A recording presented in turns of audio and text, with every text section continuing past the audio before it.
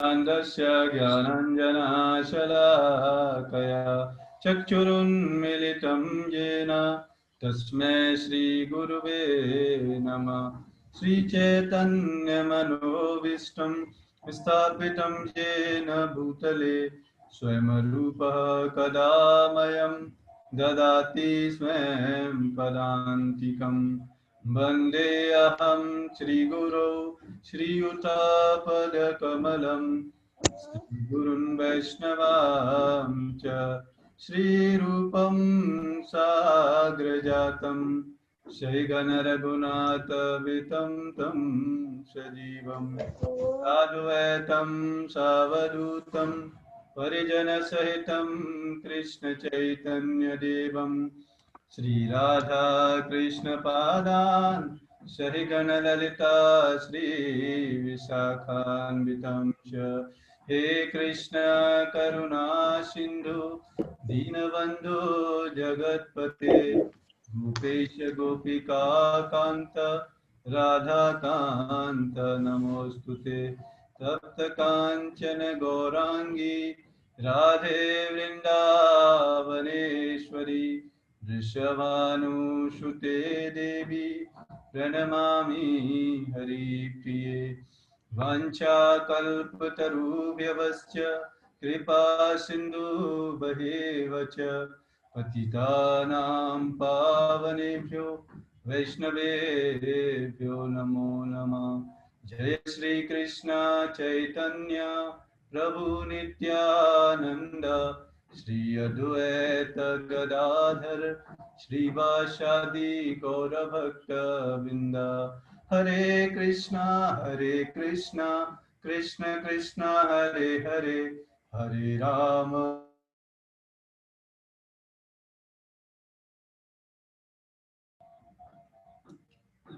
कृष्ण कृष्ण कृष्ण हरे हरे, हरे राम राम राम हरे हरे। हरे कृष्णा। तो आपका बहुत बहुत स्वागत है आज के सेशन में। और आज हम सिम्टम्स और फियर के बारे में भी थोड़ा बहुत डिस्कस करेंगे। तो आइए सीधे भगवत गीता के फर्स्ट चैप्टर के 29 वर्ष को हम पढ़ते हैं और उसके बारे में डिस्कस करेंगे। बेपैतुश्च शरीरे में रोमहर्षश्च जायते, गाण्डीवं संसते हस्तात् त्वक्चैवं परिदह्यते। ये श्लोक कौन बोल रहे हैं? अर्जुन बोल रहे हैं। जब अर्जुन दोनों सेनाओं के बीच में आ जाते हैं और भगवान कृष्ण उनका रथ खड़ा कर देते हैं, और तब अर्जुन देखते हैं उनसे कौन कौन लड़ने आए हैं, और फिर अर्जुन उनको देखकर अब क्या अपने बता रहे हैं, अब बता रहे हैं क्या, देखो मेरा सारा शरीर कांप रहा है, मेरे रोंगटे खड़े हो रहे हैं, मेरा गांडीव धनुष मेरे हाथ से सरक रहा है और मेरी त्वचा जल रही है। तो ये सारे सिम्टम्स डर के भी होते हैं और एक और सिम्टम्स होते हैं, इसीलिए लोग पता नहीं लगा पाते हैं। ये भक्ति में हाई जैस एक्सटेसी में भी यही सिम्टम्स होते हैं और डर के मारे भी होते हैं, इसलिए पता देख के नहीं पता लगाया जा सकता कि कौन ये डर के सिम्टम्स हैं या फिर भक्ति में उन्नत अवस्था के। वो तो कोई बहुत एक्सपीरियंस्ड व्यक्ति है वही पता लगा सकता है। तो आइए प्रभुपाद परपट में कुछ लिखते हैं और उसको हम पढ़ते हैं और फिर इस पे आते हैं टॉपिक पे। शरीर में दो प्रकार का कंपन होता है, मतलब हमारा शरीर हम डर के मारे भी कंपित होते हैं और स्पिरिचुअल एक्सटेसी होती है तब भी कंपित होते हैं, और रोंगटे भी दो प्रकार के खड़े होते हैं। और जब हमारे ये रोम है ना, ये भी दो प्रकार से खड़े होते हैं डर के मारे। डर जब हम कोई डर लगता है तब भी ऐसे आपने देखा हुआ एकदम रोंगटे खड़े हो जाएंगे या फिर एकदम सॉफ्ट हो जाएंगे। ऐसा या तो आध्यात्मिक परमानंद के समय, मतलब आध्यात्मिक जो व्यक्ति बहुत आध्यात्मिक स्तर पर बड़ा चढ़ा हुआ है उसमें भी यही सिम्टम्स होते हैं, या भौतिक परिस्थिति में अत्यंत भय उत्पन्न होने पर होता है। तो यहाँ पर कौन सा है वो ऐसे आचार्य लोग बताते हैं, क्या है देखते हैं अभी स्थिति में। दिव्य साक्षात्कार में कोई भय नहीं होता, क्यों दिव्य साक्षात्कार में कोई भय नहीं होता? क्योंकि उसे पता है भगवान परम भगवान है, उनके अनुसार सारी चीजें हो रही हैं, तो डर किस बात का है कि नहीं? डर तो हमें तब होता है ना जब हम समझते हैं कि मैं इस संसार का सब कुछ करने वाला हूं और चीजें हमारे हिसाब से नहीं होती, तो फिर क्या होता है? डर पैदा होता है। इस अवस्था में अर्जुन के जो लक्षण हैं वे भौतिक भय अर्थात जीवन की हानि। तो यहाँ पर आचार्य लोग जो बताते हैं उसके हृदय की परिस्थिति कि उस समय अर्जुन तो महान भक्त है, लेकिन उस क्षण उस परिस्थिति में अर्जुन के जो लक्षण थे वो एक्सटेसी के नहीं थे, वो डर के कारण थे। वह इतना अधीर हो गया कि उसका विख्यात धनुष गांडीव भी उसके हाथों से सरक रहा था और उसकी त्वचा में ज्वलन उत्पन्न हो रही थी। ये सब लक्षण देहात्म बुद्धि से जन्य है। तो अब सिचुएशन में वो क्या कर रहा था? वो अपने शरीर से रिलेटेड जो भी व्यक्ति थे उनसे आइडेंटिटी करके उनके लिए क्या कर रहा था? डर रहा था कि अरे क्या होगा अगर ये लोग नहीं रहेंगे। तो ये तो रहा डर का। अब क्वेश्चन ये आता है कि चलो डर के सिम्टम्स तो बड़ा, और एक्सटेसी के सिम्टम्स अभी नहीं हम पता लगा सकते, अभी तो हम भक्ति भी नहीं कर पा रहे ढंग से, है ना? हम इन सिम्टम्स को क्या पता कर पाएंगे? पहले भक्ति में तो हम जिस लेवल पे पहुंचेंगे तभी तो हम आइडेंटिफाई कर पाएंगे दूसरे व्यक्ति का भी लेवल, यानी हम नहीं तो हमारा लेवल नीचे है, हम उसी लेवल से सोचेंगे हाँ ये हमारा व्यक्ति, हायर लेवल वाला व्यक्ति भी हमारे लेवल का है। तो इसलिए पहले भक्ति में हम आगे बढ़े धीरे धीरे करके, तो फिर चीजें पता चलती हैं। उसके लिए क्या करना पड़ेगा? रेगुलरली जप करना पड़ेगा, भगवद गीता पढ़नी पड़ेगी, शाम को सोने से पहले जिनके अंडर में आप भक्ति कर रहे हैं उनको एक अपनी रिपोर्ट भेजनी पड़ेगी। तो ये तो है दवाई। और अब क्वेश्चन ये उठता है कि जिंदगी में डर होना चाहिए कि नहीं होना चाहिए? लोग इतने सारे स्लोगन्स बनाते हैं कि डर के आगे जीत है। डर के आगे जीत कहाँ से होगी? डर के मारे व्यक्ति सुसाइड कर लेगा तो जीत कहाँ से होगी? वो तो हार हो गई, है कि नहीं? तो ऐसे ऐसे स्लोगन्स बन जाते हैं, कहने का मतलब है लोगों को अट्रैक्ट करने के लिए।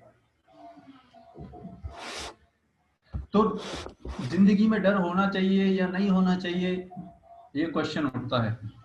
तो डिपेंड करता है सिचुएशन पर। कोई भी व्यक्ति ऐसे नहीं बोल सकता कि मेरे जीवन से भय निकल गया है ना? अगर वही भय हमारे जीवन के उद्देश्य के लिए प्रेरित करे, अचीव करने के लिए, तो वही भय क्या है? अच्छा है। और वही भय अगर हमें जीवन के उद्देश्य से दूर हटाए तो वो वही भय क्या है? हमारे गलत भय, नेगेटिव फियर, पॉजिटिव फियर। जैसे सपोज करो कोई बच्चा चोरी करता है बचपन में, अगर उसको डराया नहीं जाए, है नहीं, तो क्या होगा? तो फिर उसको और सलाह मिलेगा और आगे जाके बड़ा चोर बन सकता है। तो वही डर क्या है?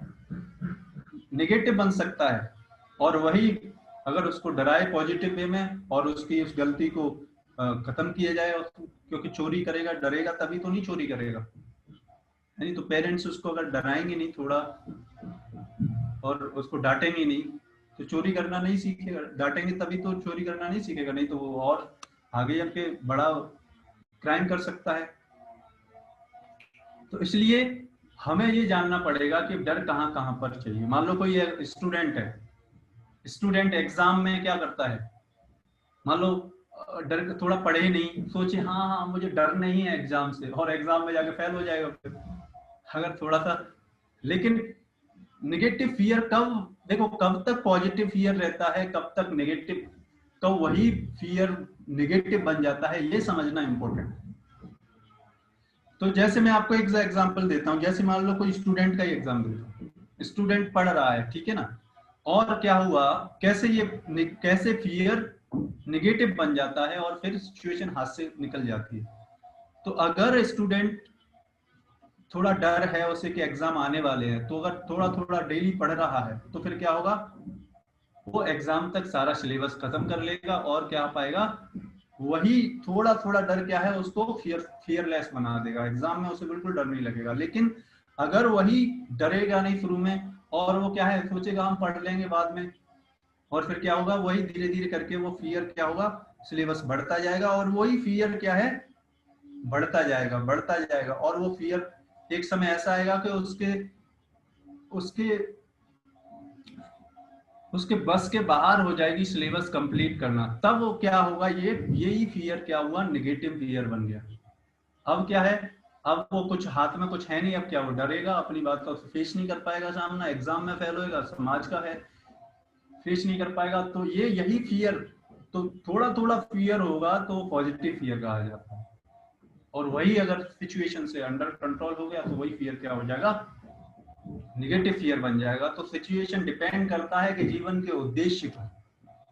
तो उसी तरीके से अगर हम अपने जीवन में, अब शास्त्रों में आप देखो 4 लेवल के तरीके से लोग आते हैं भगवान की तरफ, है ना। कुछ लोग डर के मारे आते हैं इसलिए शास्त्रों में ऐसी ऐसी चीजें भी दिखाई गई आती है कि अगर आप इन रूल्स के, आप देखो इसीलिए तो पनिशमेंट क्यों दिया जाता है।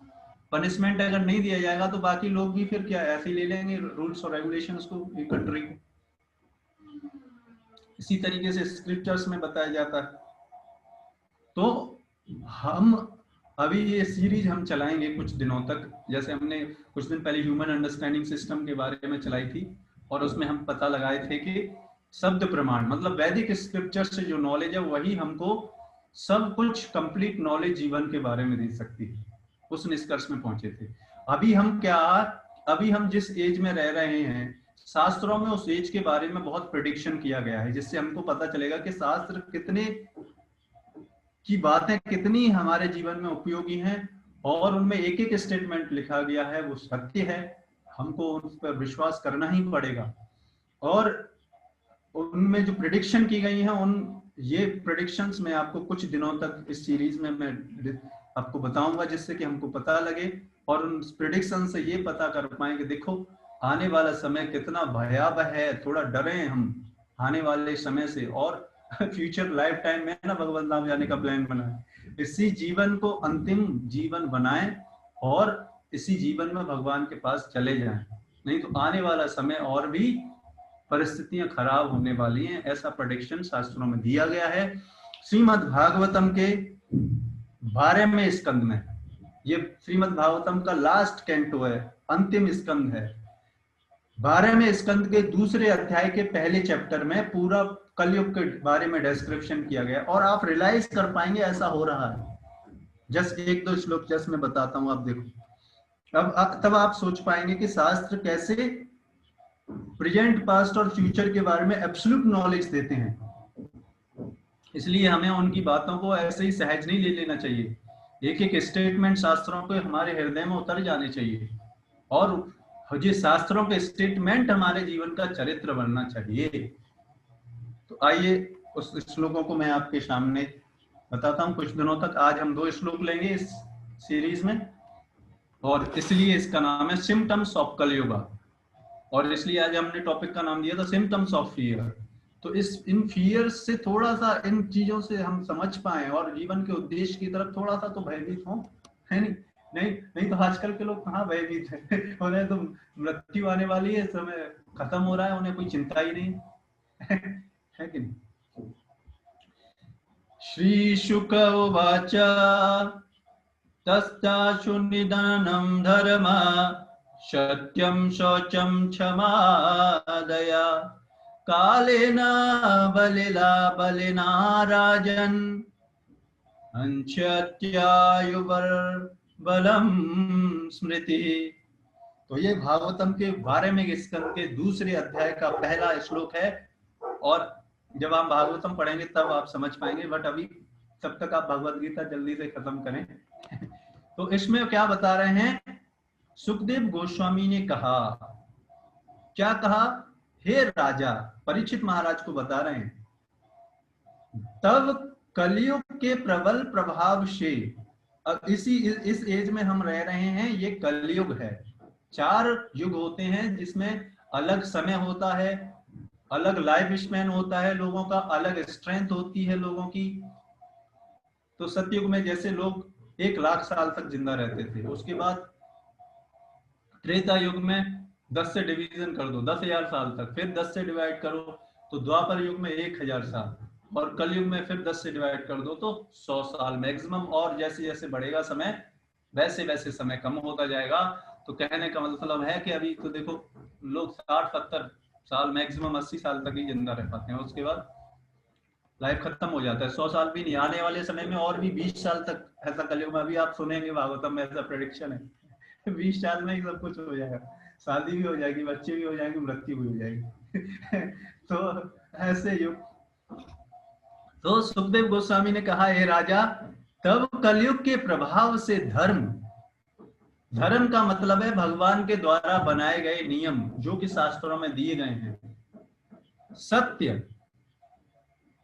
पवित्रता, क्षमा, दया, आयु, शारीरिक बल तथा स्मरण शक्ति दिन प्रतिदिन घटते जाएंगे।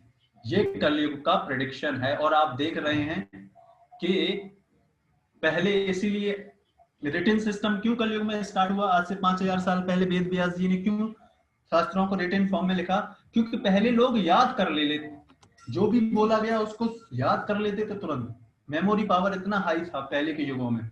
लेकिन कलयुग में ऐसा नहीं रहेगा।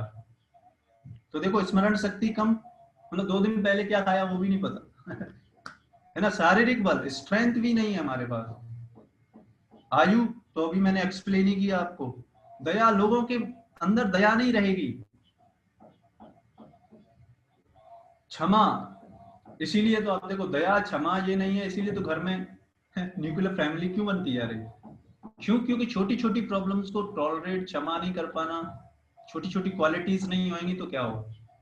ये कलयुग का युग है तो क्या होगा, न्यूक्लियर फैमिलीज। इसलिए आप देखो न्यूक्लियर फैमिलीज में भी पति पत्नी के बीच में भी नहीं बन रही, उनमें भी डाइवोर्स हो रहा है।